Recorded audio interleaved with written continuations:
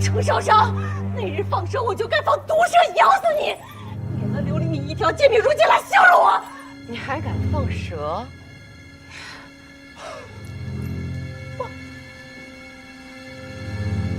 吴公主，你放蛇咬我心腹，如此狠毒，待你出宫之时，定有大礼送上。你少吓唬我！我身为公主，你能奈我何？父皇、母后，程少商不过是武将女儿，弄死便弄死了。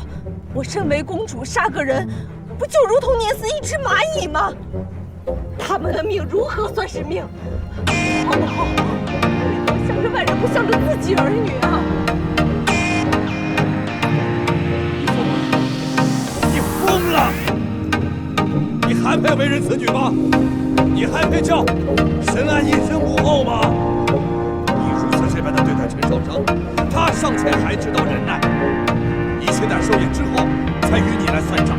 可是你呢，只有在你母后的寿宴上行此栽赃陷害、恶毒之事，不忠不孝至极呀！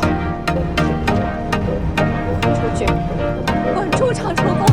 毁坏你的公主福气！之前就给我滚！来人，说，押入堂前，让他对着孽祖娘子的面撕破烂人，再回你的公主府。从此以后，没有这个圣旨，休得跨出公主府半步。父皇，儿臣没有错，儿臣是被冤枉的。父皇，父皇，哭出去！父皇，父皇，程少商，我快放回来！皇后，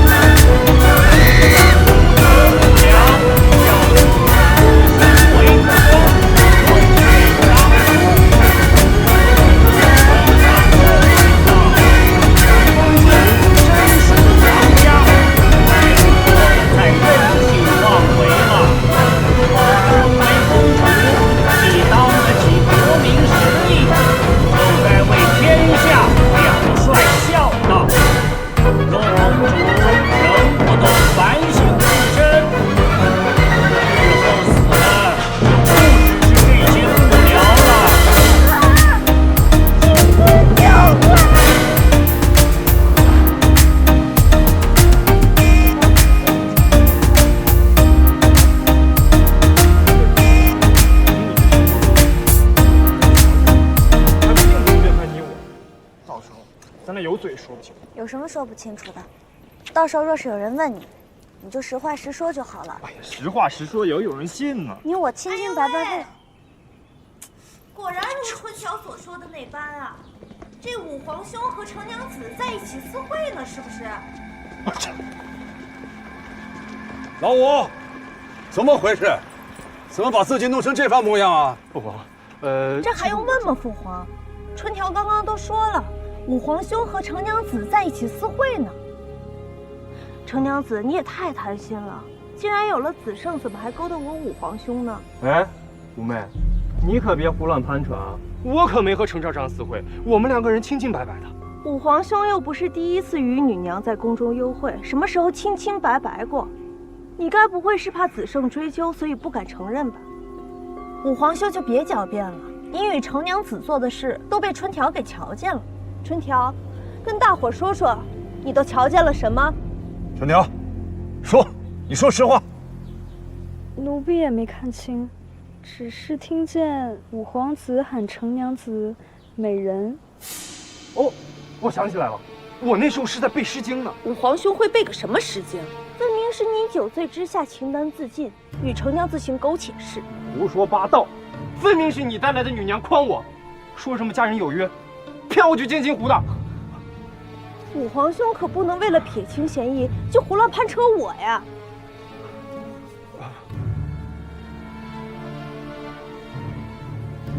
你们几个站出来，给武皇兄瞧瞧。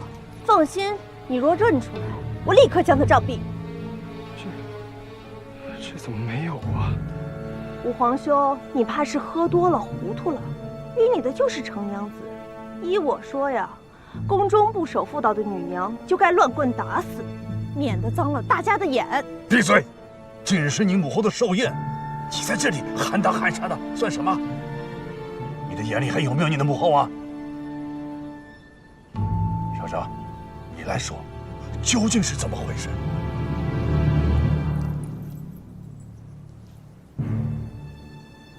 回禀陛下，我路过静心湖之时，无意救下失足落水的五皇子。对，说出去谁信啊？你们信吗？够了，陛下，妾有些乏了，不回寿宴，先回长秋宫歇息了，恕妾失陪。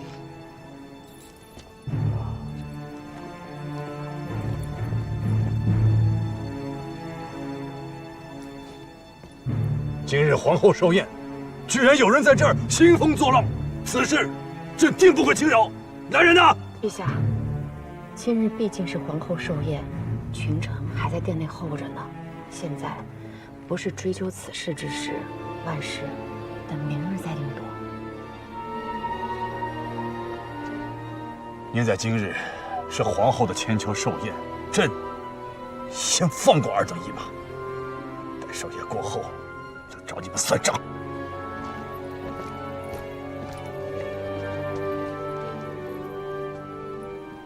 今儿真高兴啊，咱回去接着喝。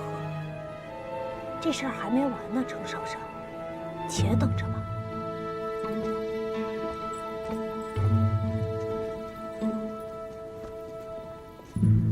啊！这天太冷了，我先回去换衣裳了。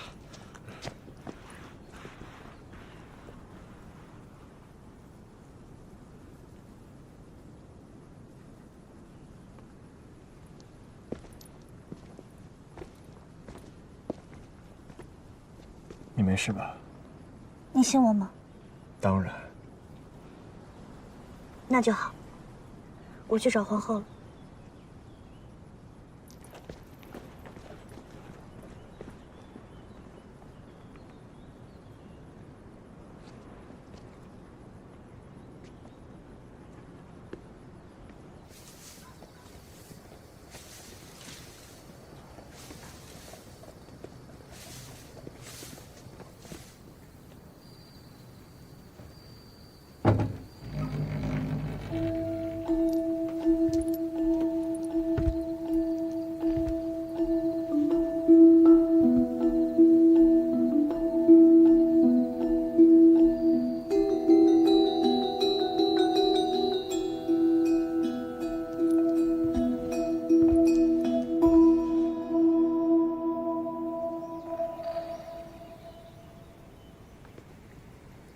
昨夜，沈安心情不好，辗转许久也未入眠。不用担心朕，倒是你呀，要好好休息。陛下起这般早，妾岂能贪睡？没事的，你可是要多睡会儿，啊？哟，嘿，怎么你起得那么早啊？少商，这几日寿宴你辛苦了，几日没有归家，想必家中阿父阿母甚是挂念，赶紧去收拾收拾，便回家去吧。多谢皇后陛下。程少商，程少商，公主，我要杀了你！不能这般处理姐，我要杀了你！孽障，竟在长秋宫大喊大叫的，成何体统？小五，形容怎如此不堪啊！儿臣鲁莽，儿臣也是心急。你这是怎么回事啊？昨夜儿臣醉酒，溜宿永乐宫龙园，想一早再出宫，谁知程少商居然。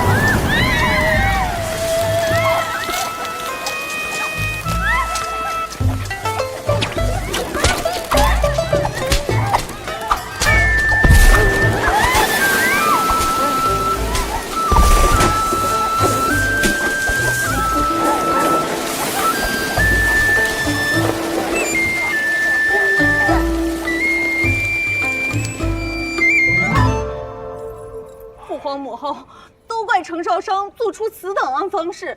那些贵女是儿臣请进宫来，为母后喝寿献舞也算出力，如今却遇此羞辱，母后要为儿做主啊！做什么主？你如何证明是少商所为啊？我问过龙园里职业工人了，他们说程少商今日清晨天不亮就去过那儿。可有人看见少商去布置那些？即便没人看见，可除了他还有谁啊？只有他才会做出那些乱七八糟的机关。敢问五公主一句，我为何要走？为何要大费周章地干下这些事情？因为我们前日将你……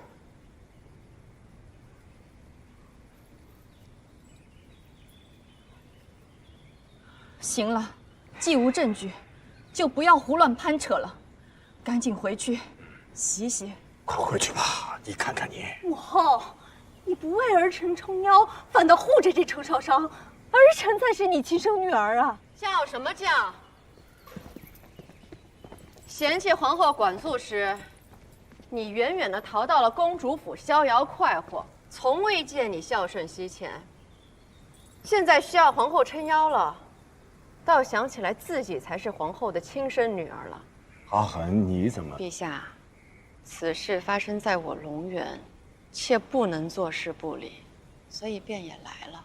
程少商在龙园布置机关，用少水将龙园弄得乌烟瘴气，岳飞可别放过他。这儿还轮不着你来教我怎么做事儿。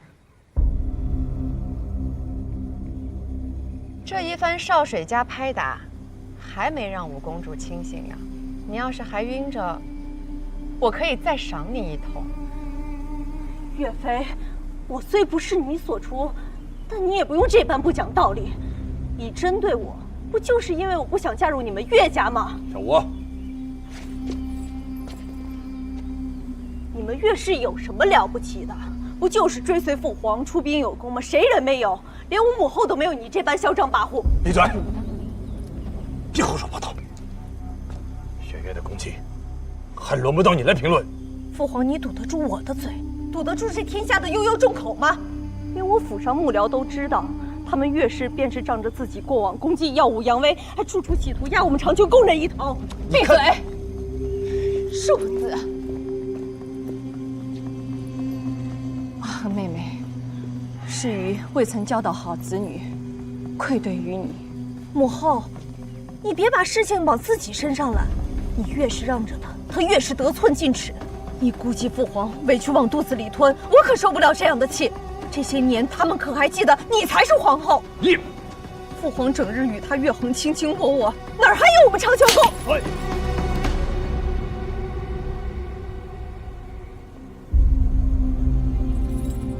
皇后，对不起，五公主出言不逊，妹妹替你好好管教管教她。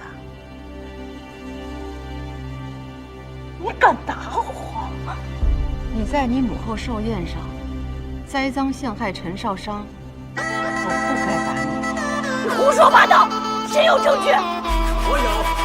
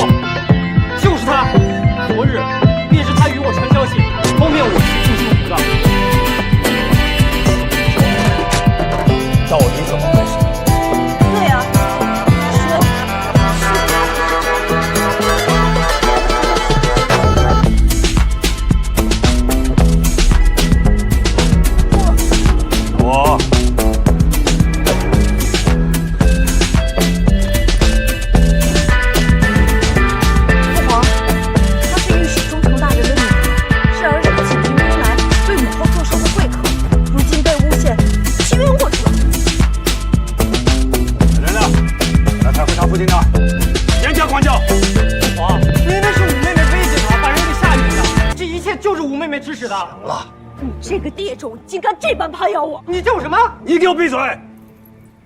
你在说什么？这可是你的五皇兄，你竟敢如此的羞辱你的手足，在你的眼里还有没有血脉亲情？还有没有朕这个父皇啊？父皇，我又没说你，我说的是他，还皇兄呢。他阿母不过是个下等宫女，趁着父皇酒醉才爬上的龙床。父皇因为这件事，殿内再也不准宫女伺候，也没踏足过他们母子俩所在的当地。父皇，儿臣是长秋宫嫡出公主，你怎能向着这些无糟人来定我的错呢？这帮下等之人口中哪来的实话？你够了！于少年时过得不甚如意，就想让子女过得畅快些，没想到敬重的你不知天高地厚，你对手足无情，对岳飞无敬，对你父皇无尊，竟然还在鱼的寿宴上构陷他人。如今便是你父皇饶了你，鱼也绝不饶过你。来人！母后，儿臣是你身上掉下来的肉，你怎能？父皇，不能光说儿臣，我与这程少商无冤无仇，岳飞、龙渊何其清雅。我与那些世家女娘在龙渊好端端的被泼了一地潲水不说，还被金条抽打，最后还淋了一头艾草灰，那能不该治罪吗？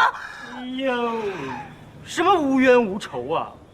前日你和那几个女娘把程少商推下水，你以为人不知鬼不觉的？殊不知这皇宫里的事儿，没有什么事儿是你五哥哥宝不知道的。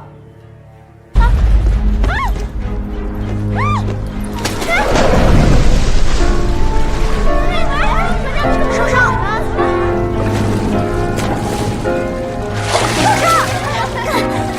程娘子怎么这么不小心啊？快把程娘子救上来，快呀！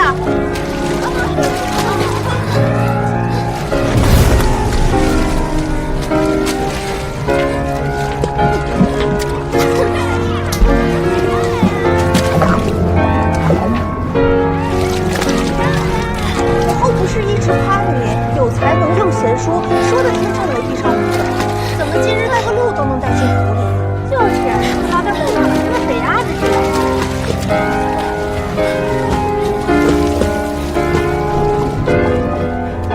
五公主，再扔下去会出人命的。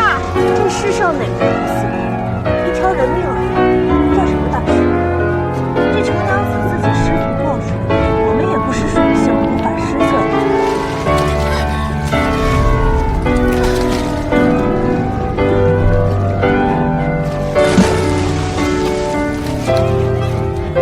要不你跳下去救？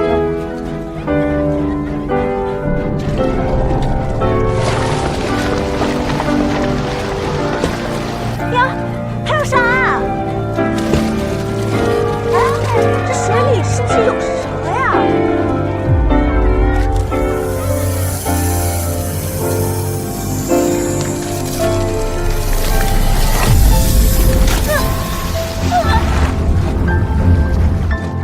哎，水里真的有蛇啊！真的有蛇呀！哎，快看啊！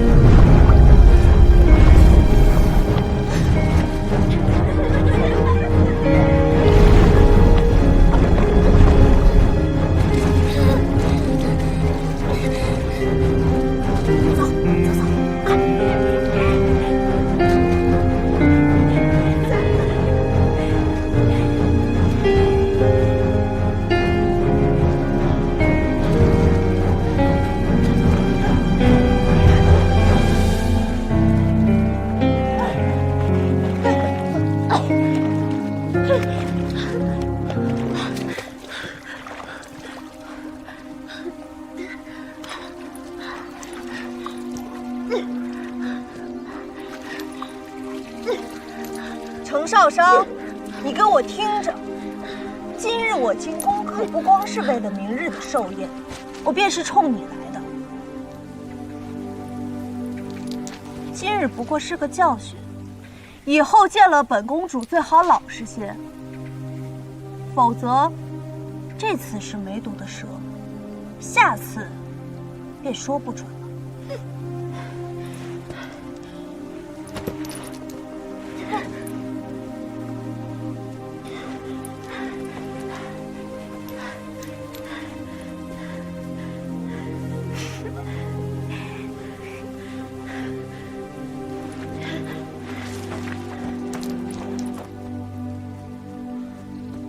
五公主，他不会去告状吧？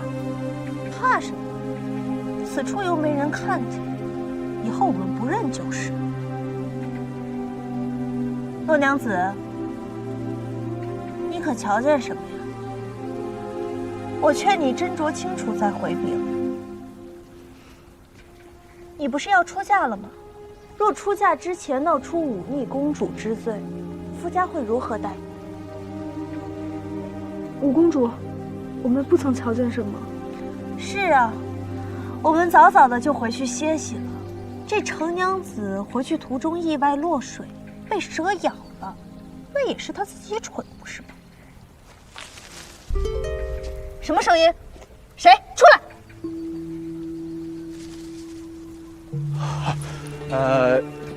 大伙儿都在呢。五皇兄，这是背着五嫂嫂又与哪位宫人私会呢？五皇兄还是别让人知晓自己偷偷出来过，否则父皇没准对你更失望了。五妹，我路过，什么都没看见，我真就路过。哎，你们什么时候来的？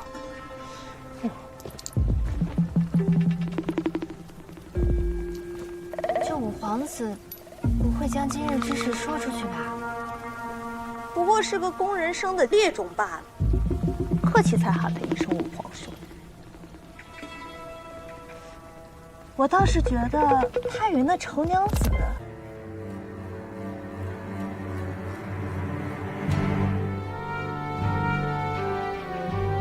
陈少商，看来你还瞒了不少事儿啊。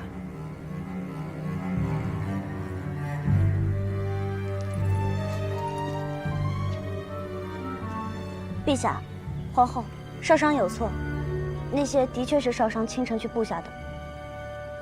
怎么样？他承认了，就是他。少商愿意理罚。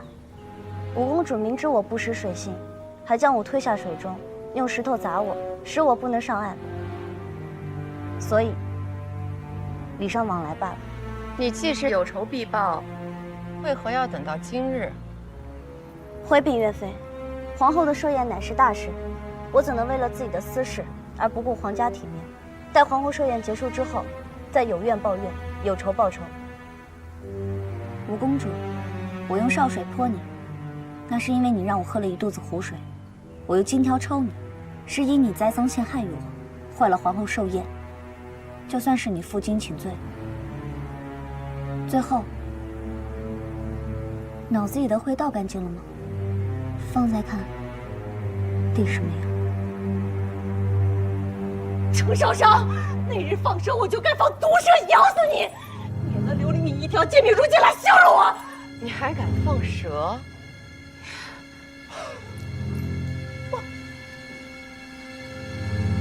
五公主，你放蛇咬我心腹，如此狠毒，待你出宫之时，定有大礼送上。你少吓唬我！我身为公主，你能奈我何？父皇、母后，程少商不过是武将女儿，弄死便弄死了。我身为公主，杀个人，不就如同碾死一只蚂蚁吗？他们的命如何算是命？父皇、母后，你们为何向着外人，不向着自己儿女啊？你疯了！你疯了！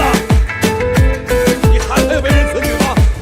你还配叫深爱一生母后吗？你如此这般的对待陈少商，他尚且还知道忍耐，你休假收敛之后，才与你来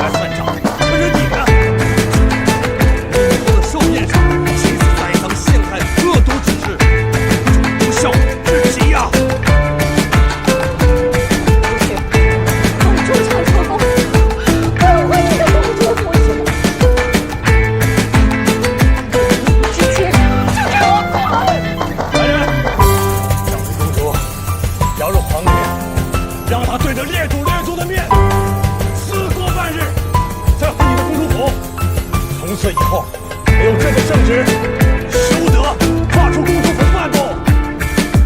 父王，儿臣没有错，儿臣是被冤枉了，父王。哭出去！父王，父王，我快放我一马！滚出去！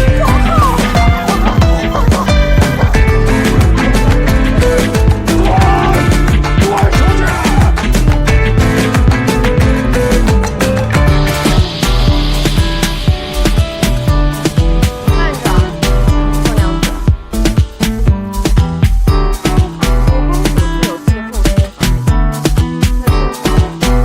进来便高呼陈少商和武后，这般挑唆，还有所不可。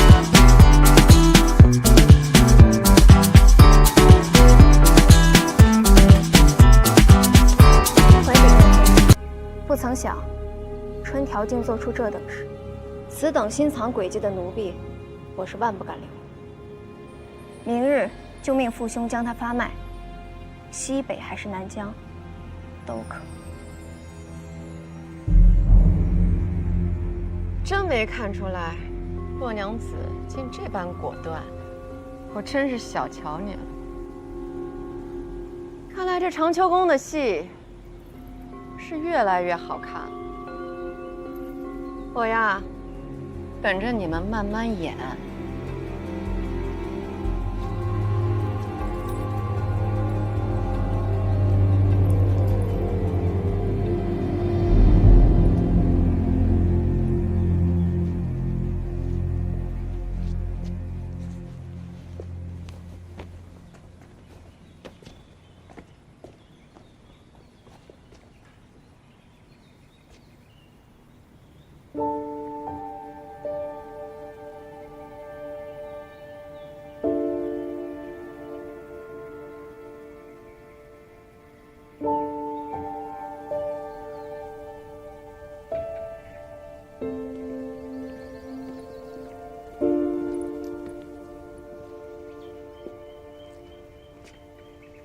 你那日哭着让我抱你，可是因为受他们欺辱，心里委屈。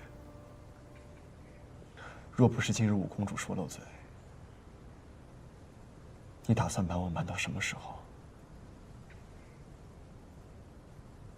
蛇并非是毒蛇，寻常水蛇，乡间经常可以见的。那落水之事呢？为何不告诉我？倘若有一天，他们真的想杀了你，你是不是也不会告诉我？少商，你究竟将我视作何人？为何总是独来独往？不信我呢？我并非是不愿意相信你，我只是……你只是没有将我放在心上。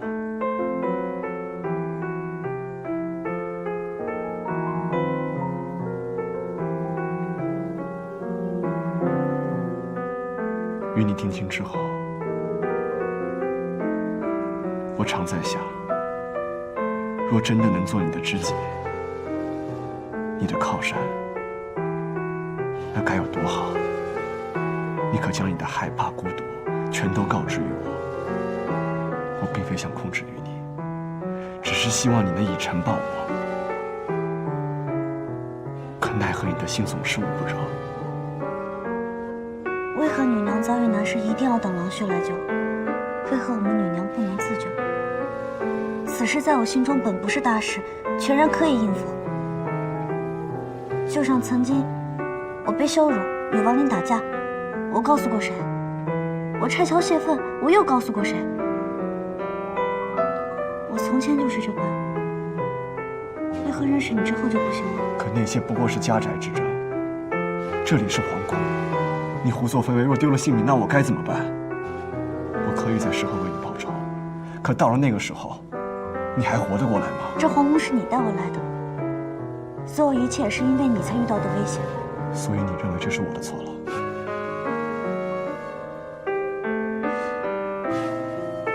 这才是你的心里话。你不信任我，有时还会害怕我。是。我是怕你，可我也想亲近你。这两者并不矛盾，不是吗？我受尽冷待这么多年，即使是我想倾心于你，我也要慢慢接受才行。此事急不得。我现在才明白，你之前喜欢楼瑶是因为他伤不到你，你跟他在一块便觉得舒坦自然，而我强行把你留下，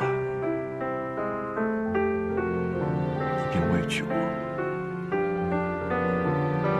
甚至会厌恶我，更不会把我当作亲近之人。我不该把你强行留下的。我早该想明白。林不言，林子慎，我之前就是这般，独来独往，睚眦必报。你不是也说过，你就爱这般弄了吗？你如今又算什么？为什么要逼着我改变啊？我是陈少商，而非只是被唤作林子慎信奉的小女娘。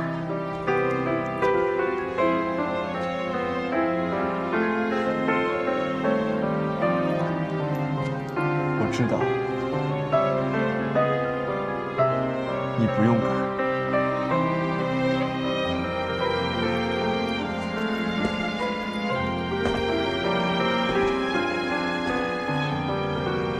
不是这样的，我早已不讨厌皇宫，也能接受你。可你为何就是不能接受这样的我？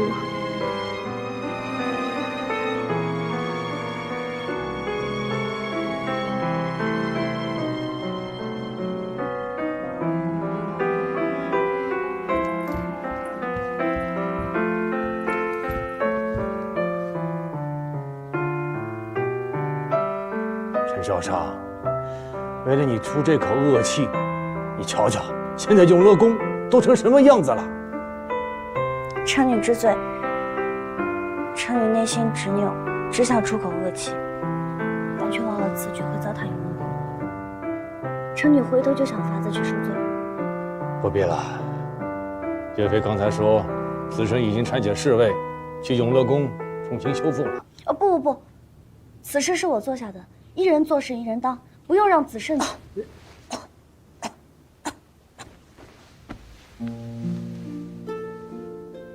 夫妻本是一体，你若真将子慎当作你未来郎婿，那予以陛下也当得起你半个君姑与君舅。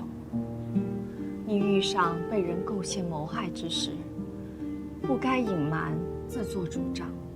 若你不将我与陛下当作亲长，不将子慎当成挚爱，会寒了大家的心的。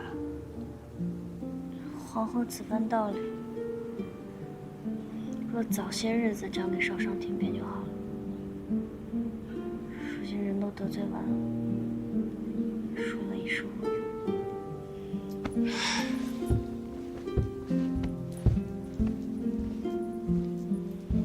少商，你什么时候学会能对子慎知冷知热，都微微婉矣呀？陛下打算如何处置那几个将少商推入水中的小女娘呢？虽说少商已经自行报仇，可他们在宫中尚且如此胆大妄为，可见在宫外，平日里也必定蛮横任性。小武有恃无恐，皆因朕疏于教导，溺爱太过。那些敢在宫中欺负你的女娘，定也是父母管教不严。他们的父兄得好好查查一查，看看背地里啊，是否也这般仗势欺人。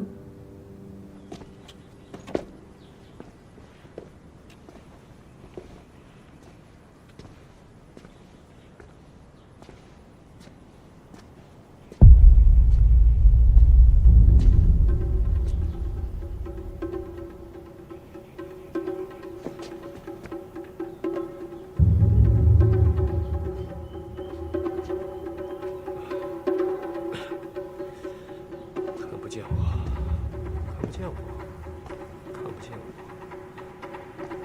我，看不不，哎，刘备，你要干什么？这是皇宫，你要打皇子啊！再说了，京城我可什么都告诉你了，我和程少商真的没有私会啊。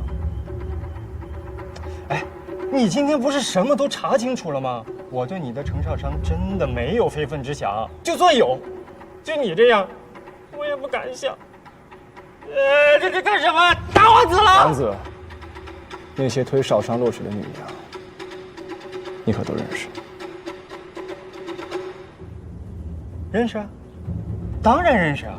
五妹来来回回就那几个玩伴，我怎么能不认识？好，那便麻烦你，今日陪我出宫一趟。林不疑，你疯了吗？你凭什么帮我？我可曾得罪于你？你别以为你立过些功劳就可以无法无天，我不会放过你的！你给我等着！哎呦，疼死我！快叫医官！哎呦，疼死我了！左大人若觉得委屈，大可问问令爱，究竟做了何事？我不过是听从武后公主的吩咐，撞了程少商一下而已。是他家女娘把凌将军心腹撞下水了？不止，他还放毒蛇入水，妄想咬我家心腹。这不过是女娘间的玩笑而已，你为这么大点事儿打上御史台，你眼里可有王法吗？我也不过是跟左大人开一个男人之间的玩笑罢了。左大人，你还手吧。还手？我如何还手啊？我是文官。林不疑，你不要以为圣上宠爱有加，你便为所欲为。此处是御史台，臣是御史中丞，上昭天帝，下监君臣。你若敢伤我，我定到圣上那里参你，让圣上秉公执法，治罪于你。秉公执法？我这不就是在秉公执法吗？你，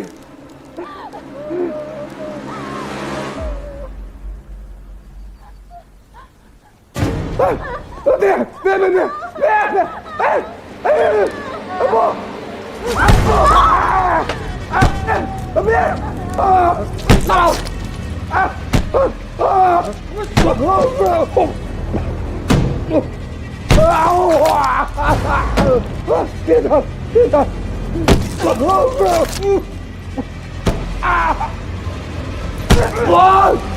别打！别打了！袁大人，你身为廷尉侍郎，怎可见死不救啊？我身为廷尉侍郎，自然要秉公办案。左大人放心，单剑手中有本有笔，他打你一下，我记录一笔；他打你2下，我便记录1双。你是让他们继续打我吗？是啊，非但要打，还要打狠些。他打得越狠，罪就越重。左大人，您再忍忍。单剑已将此人罪行一一记下，定会到廷尉府狠狠判他。那就有劳袁侍郎了。阿飞，上茶。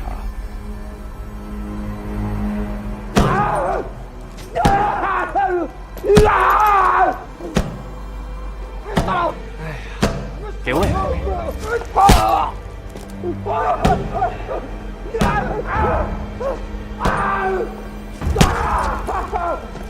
放心，单剑一定记得清清楚楚。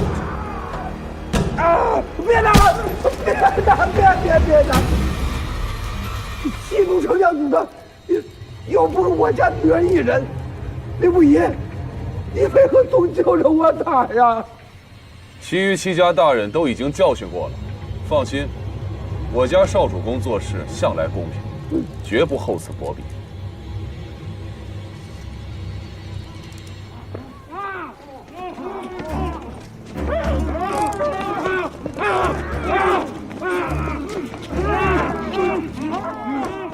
把他们几个拉着，绕城一圈。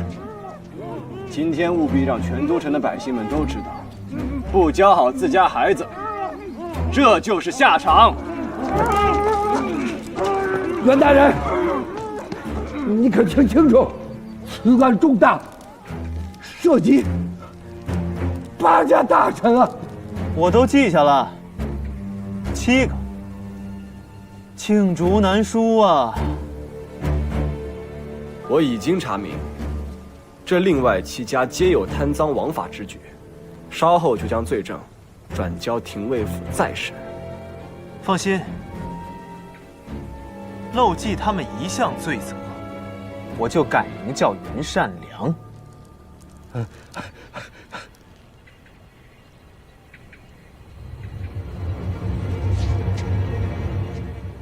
可都是五公主指使我们干的呀。对呀，明明主使是五公主，你却只拿我们出气。刘不疑，你这是畏惧权势，贪生怕死。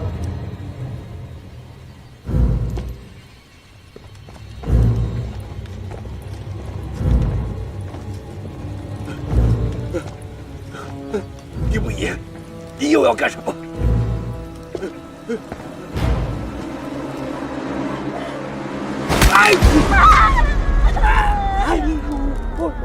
五公主那边我自会照料，腿，不劳所大人操心。我的腿断了刘不疑，我操你的！五公主那边可安排妥当了？已妥当，定让全城的人都知晓，令小月侯彻底颜面扫地。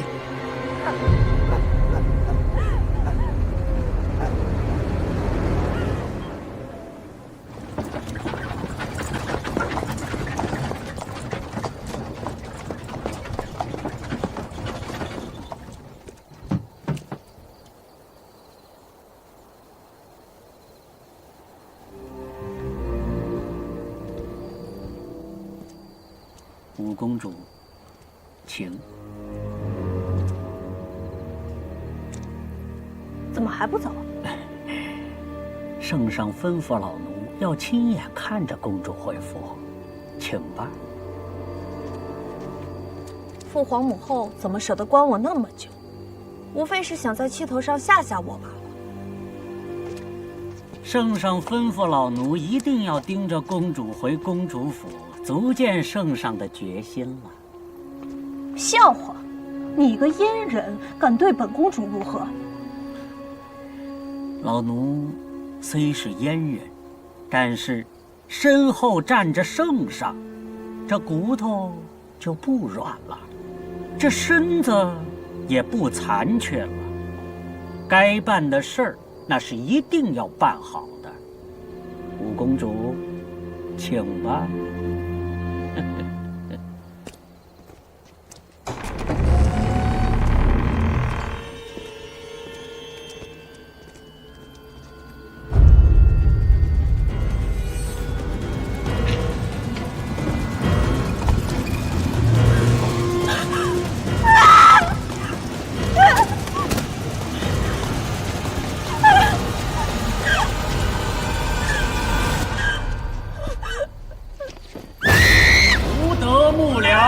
教唆公主行为不端，论罪当诛。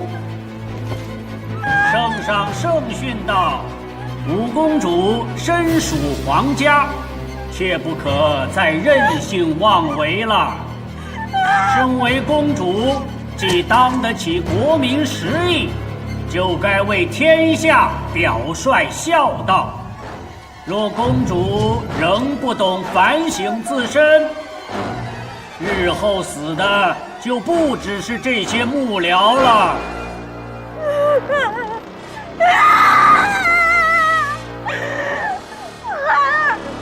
几次教诲。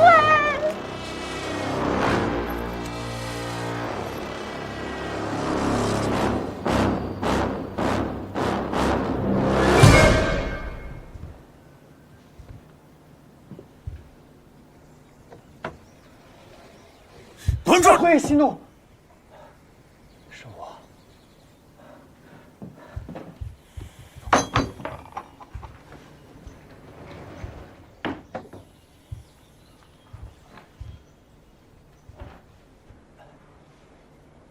侯爷为何如此生气呀？凌不疑谏言圣上，赐死公主府面首。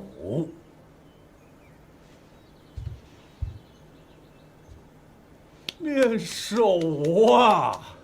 这个玄神浪荡女简直就是天底下最大的笑话。现在好了，全天下人人皆知五公主豢养面首，这简直是把我们岳氏的脸面全给丢尽了呀！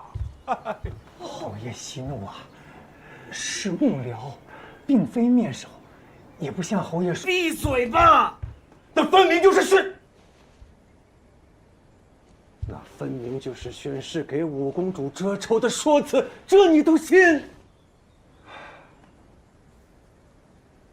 一个小女娘，不在家好好学学怎么相夫教子，非要招门客，养面首，她居心何在啊？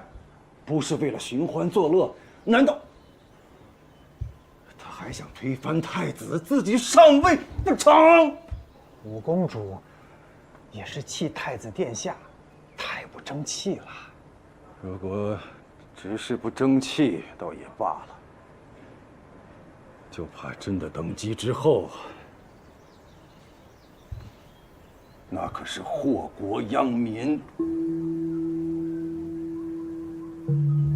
听闻三皇子品行端正，刚正不阿，就连圣上也夸赞他不已啊。别提我那个外甥，那就是个傻子呀！文修君驻兵一事，他非要把三公主给扯出来，他说只帮公理不帮人情，你说他傻不傻？侯爷，正因如此，这三皇子才是真命天子啊！这天下为君者都是刚正不邪之人，岳后，来日定会有好消息。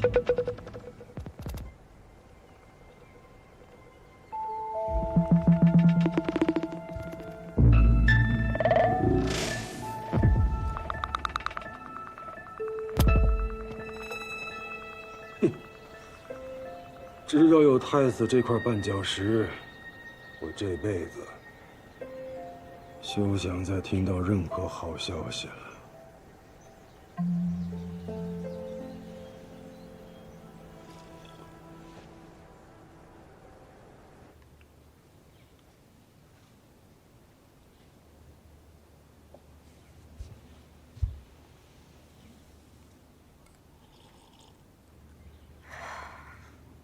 儿臣早说过，妩媚行事荒唐，定会惹下大祸。看看，定将母后气成这般。太子殿下昨夜在大营也是心疼的一宿未眠，幸亏11郎全父皇把妩媚那些幕僚处置了，母后都不知外面传闻有多难听，儿臣都不忍相告。听闻那些幕僚，面容俊秀，体格健壮。甚得五公主宠爱，动不动笙歌夜宴、行猎游玩。那些家教严厉的世家贵阀都不让自家女娘进五公主府了。你与母后说这些做什么？你们还放在心上？我们兴趣只是一时，日后去努力。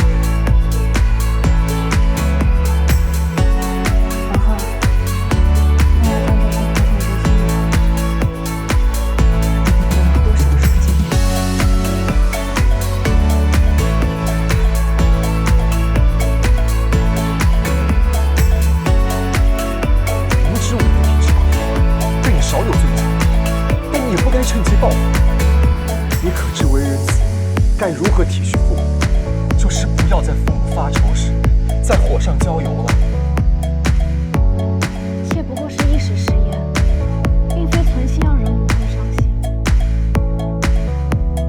殿下不回妾了，妾怎么会对我们的心存怨呢？是否心存怨，心中最为清楚。我真要报复，就在报复前也会发生。要是害死我还让我娶，会被他以为真正不行。失去好了，不行，我没想过。你好端端的潘成汉又做什么？他何时又招惹你了？他是没招惹我，不过是在宫宴时多看了你几眼。但是就这几眼，殿下这几日便魂不守舍了。我何时魂不守舍了？潘子为妻，我也坦当代之。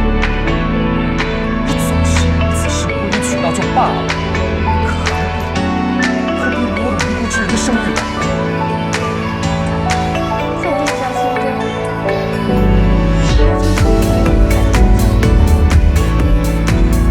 我就是捏酸吃醋的那一个。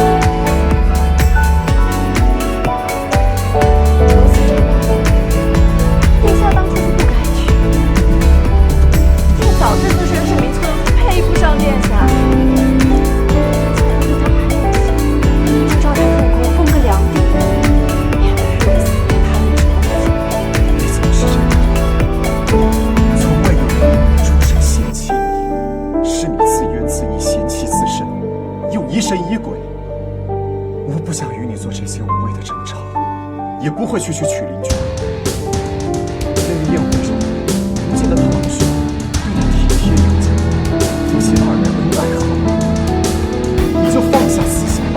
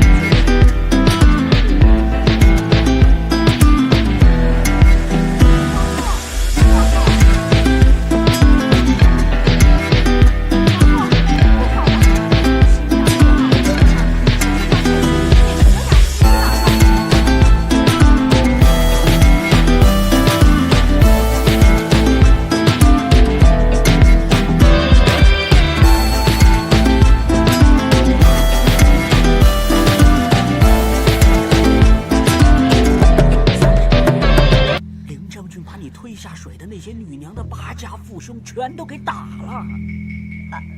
因为这事儿啊，八家全部都打了啊。他京城离宫，现在还没有到用远山的时间，这么点时间，8家都打了。有些是写帖子请过来打的，有些是陆晋上门打的。哎，你说这凌将军，圣上都依着凌将军的请示，从严处罚了五公主。五公主府上的幕僚是一个都没放过，可凌将军还不领情，非得自个儿去教训一通。你看，圣上大发雷霆啊，怕是难逃此劫了。这分明就是圣上不讲道理，明明是他们有错在先，干嘛要体罚自己家儿郎？程娘子怎么能这么说话呢？凌将军越过圣上，滥用私刑，这难道对吗？他没有错，他人如何待我，我便如何待他人，算什么错？好，难道是真错了？他若不服，就让他滚进来，客厅理论。不是，门为什么不隔音啊？还不滚进来！去吧。